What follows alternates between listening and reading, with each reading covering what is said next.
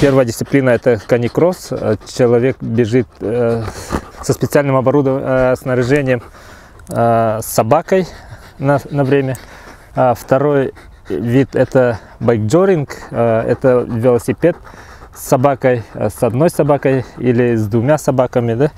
И картинг – это специальный такой аппарат на 3 или на 4 колесах, который тащит упряжка собак. В Бесснежном у нас еще вот новая дисциплина для девушек у нас открыта.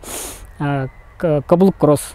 Это получается девушка с маленькой собачкой в каблуках. Каблуки не менее 10 сантиметров должны быть.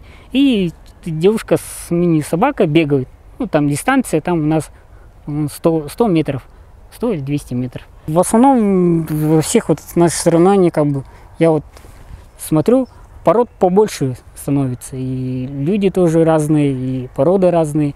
И, соответственно, там можно и даже с дворняжкой прийти и поучаствовать в соревновании спокойно. Эти соревнования мы проводим уже 9-й раз.